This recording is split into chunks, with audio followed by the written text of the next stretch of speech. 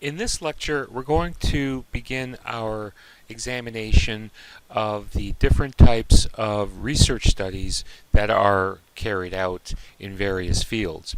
And there are two general categories in which research studies are often classified. There are what are referred to as quantitative studies, in which outcomes of measurements are used or are captured with numerical data under very standardized conditions. And so in this type of research approach, statistical procedures are applied. Qualitative research studies are those that do not rely on a numerical and statistical approach. And so these are studies that usually apply open-ended questionnaires where individuals would provide written answers to various questions or surveys.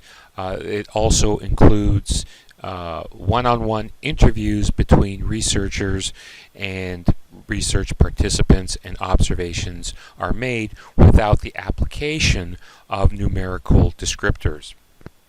So in studies such as this, the objective is to describe human behavior in a qualitative manner in different settings, and is very common in studies that evaluate the effectiveness of different educational methods in school settings.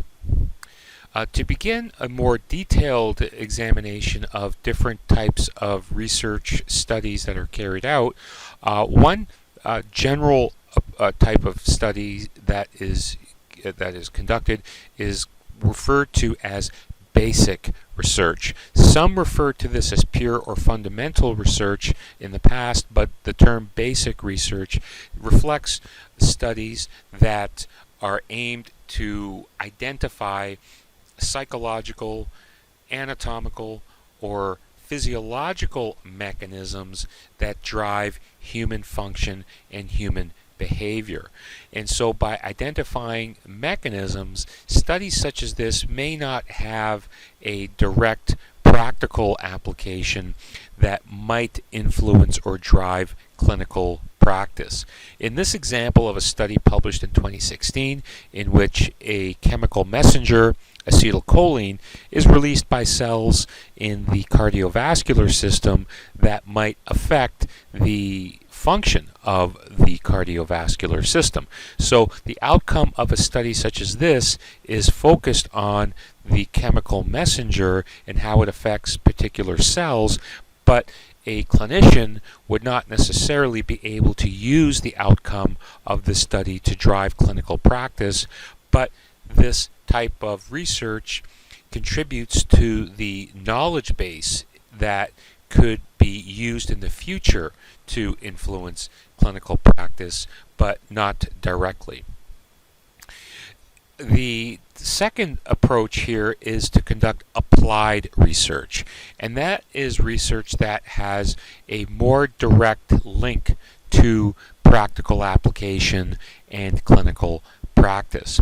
And so applied research is usually based on an assumption or a series of assumptions referred to as a general premise, and it's the assumption that's not directly tested in the study, but the assumption is the foundation that is oftentimes established with basic research. And so using the knowledge of basic research, researchers and scientists can take that information and use it to design a study that is more direct, such as in this example, how physicians can misdiagnose clinical cases based upon their individual exposure to various media information. And so a study like this is much more closely linked to influencing the clinical practice in this particular study for practicing physicians. The third type of general research study approach is referred to as translational research, and this is the most recent type of category in which studies or scientific findings from basic type of studies that investigate mechanisms are related to clinically relevant issues. This is often referred to as bench to bedside, where the bench is a reference to the laboratory bench that uses biochemical procedures to answer some of those basic questions to the bedside of the patient. And the one example here is the Human Genome Project. And this is a project that mapped the entire genome of the human organism as a means of using that information to influence clinical practice and clinical outcomes in the future. But when we talk about different types of research, it's probably more accurate to describe research studies through a continuum. And by examining a continuum, we can see that there are a larger number of approaches that can take place that fit under these three general categories: descriptive research, exploratory, and experimental.